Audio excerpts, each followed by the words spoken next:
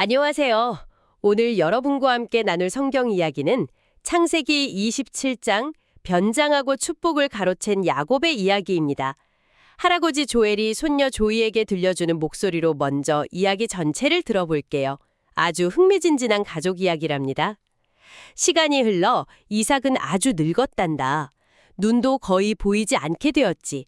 어느 날 이삭은 큰아들 에서를 불렀어. 얘야, 에서야.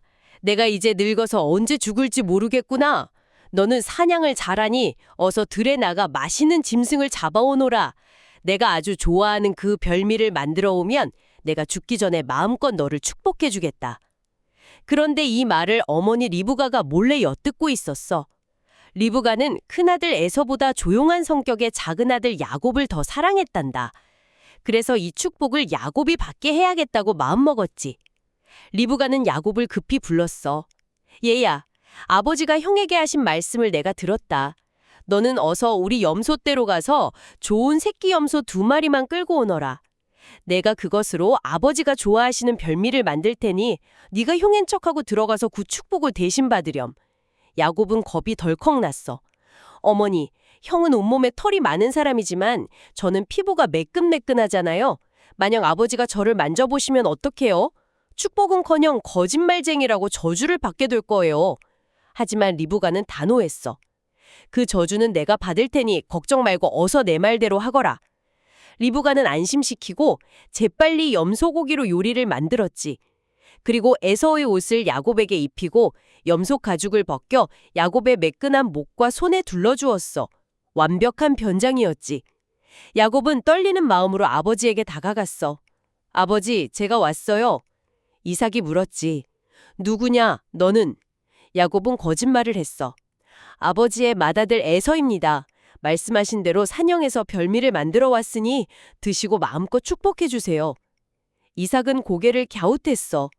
목소리는 야곱의 목소리 같은데? 이리 가까이 오너라. 네가 정말 내 아들 에서가 맞는지 만져봐야겠다. 야곱이 다가가자 이삭은 야곱의 손을 만져보았어. 손에 붙인 염소털 때문에 에서라고 믿을 수밖에 없었지. 이삭은 야곱이 가져온 음식을 맛있게 먹고 나서 그에게 축복을 쏟아부었단다. 하나님께서 하늘의 이슬과 기름진 땅의 풍성한 복을 너에게 주실 것이다. 너는 네 형제들의 주인이 되고 모든 사람이 내 앞에 엎드려 절할 것이다. 야곱이 축복을 받고 막 방에서 나서는 순간이었어. 진짜 에서가 사냥을 마치고 돌아왔지. 그도 정성껏 별미를 만들어 아버지에게 갔어. 아버지, 일어나셔서 아들이 사냥해온 고기를 드시고 저를 축복해 주세요. 이삭은 온몸을 부들부들 떨었어. 아니, 그럼 방금 나에게 와서 축복을 받아간 아이는 누구란 말이냐? 나는 이미 그에게 모든 복을 빌어주었으니 이제 돌이킬 수가 없구나. 에서는 그 말을 듣고 대성통곡하며 울부짖었어. 아버지, 저에게도요. 저에게도 남은 복이 있잖아요. 저도 축복해 주세요. 하지만 이삭은 슬프게 고개를 저었지. 에서에게 남은 것은 거친 땅에서 칼을 의지하며 살아야 한다는 것뿐이었어. 에서는 분노에 휩싸였어. 두고 봐라. 아버지가 돌아가시고 나면 내 동생 야곱을 반드시 죽여버리겠다. 리브가는 에서의 이 무서운 계획을 알게 되었지. 그래서 야곱을 불러 말했어. 내 형이 너를 죽이려 하니 어서 멀리 하란에 있는 내 외삼촌 라반의 집으로 도망가거라. 형의 화가 풀릴 때까지 잠시만 가 있는 거야. 이렇게 야곱은 그토록 원하던 축복을 받았지만 사랑하는 가족을 모두 떠나 멀고 먼 길을 떠나는 도망자 신세가 되었단다. 와, 정말 한편의 드라마 같은 이야기네요. 네, 그쵸. 축복을 받기 위한 그 속임수 때문에 결국 온 가족이 뿔뿔이 흩어지게 됐어요. 맞아요. 이 이야기를 보면 누구 하나 잘한 사람이 없는 것 같아요. 그렇죠. 이삭은 눈이 어두워졌다고는 하지만 결국 편애한 아들, 자기가 좋아하는 고기를 가져다주는 에서를 축복하려고 했고요. 네. 그리고 어머니 리브가는 또 야곱을 편애해서 이 모든 계략을 꾸몄잖아요. 야곱은 뭐 말할 것도 없죠. 아버지와 형을 속여서 그토록 원하던 장자의 축복을 가로챘으니까요. 그 결과가 너무 비참했어요. 에서는 모든 걸 잃고 분노에 차서 동생을 죽이려고 하고, 야곱은 그토록 사랑하는 가족품을 떠나서 머나먼 곳으로 도망가야만 했고요. 그런데요.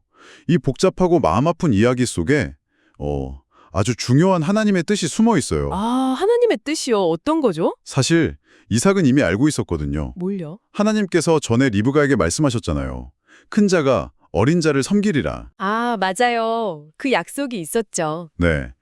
그런데도 이삭은 그냥 자기가 좋아하는 에서엘을 축복하려고 했던 거예요. 뭐랄까, 인간적인 마음이 앞섰던 거죠. 그렇군요. 리브가와 야곱도 마찬가지였네요. 하나님의 약속을 믿기는 했지만 그렇죠. 하나님의 때를 기다리지 못하고 거짓말이라는 잘못된 방법을 쓴 거예요. 하나님은 거짓말을 정말 싫어하시는데 말이에요. 바로 그 지점이 중요한 것 같아요. 네.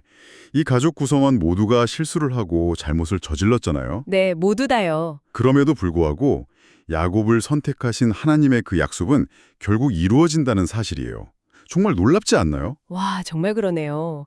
인간의 실수와 잘못을 넘어서서 하나님의 계획은 이루어지는군요. 하지만 그 과정이 결코 쉽진 않았죠. 야곱은 축복을 얻었지만 그 대가로 가족과 헤어지고 나중에 외삼촌 라반에게 가서 똑같이 속임을 당하는 아픔을 겪게 되잖아요. 아, 그렇죠. 자기가 속였던 것처럼 자기도 속게 되는. 네. 하나님께서는 우리가 복받기를 원하시지만 결코 부정한 방법을 원하지 않으신다는 걸 이걸 통해 똑똑히 보여주시는 것 같아요. 맞아요. 그런데 또 이 이야기에서 가장 큰 하나님의 은혜를 발견할 수 있는 것 같아요. 어떤 은혜일까요?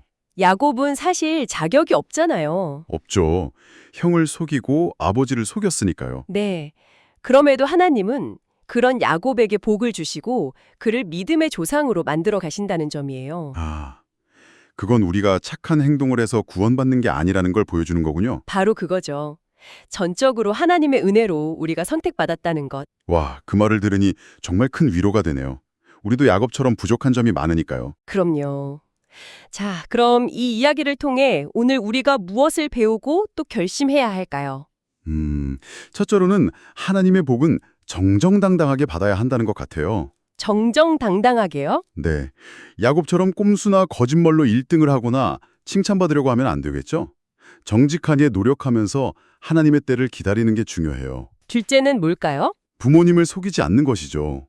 야곱은 눈이 안 보이는 아버지는 속일 수 있을 거라고 생각했겠지만 하나님은 모든 것을 보고 계셨죠. 맞아요. 부모님께 솔직하게 말하는 것이 하나님을 기쁘시게 하는 일이랍니다. 마지막으로 형제자매와 사이좋게 지내는 것도 정말 중요하겠어요. 정말 그렇죠. 복을 혼자 차지하려다가 야곱과 에서는 평생의 원수가 되었잖아요. 네, 좋은 것은 서로 나누고 또 사랑하는 그런 어린이가 되기로 약속하면 좋겠어요. 맞아요. 여러분은 오늘 이야기를 들으며 무엇을 결심했나요? 1등 하고 싶다고 거짓말하지 않기, 형제와 사이좋게 지내기 같은 결심들을 마음에 새겨보면 좋겠습니다. 이제 오늘 배운 내용을 마음에 담아 다 함께 기도하겠습니다. 거룩하신 하나님 아버지, 오늘 야곱이 거짓말을 해서 축복을 받는 모습을 보았어요. 저는 야곱처럼 욕심 때문에 거짓말을 하거나 부모님을 속이지 않게 도와주세요.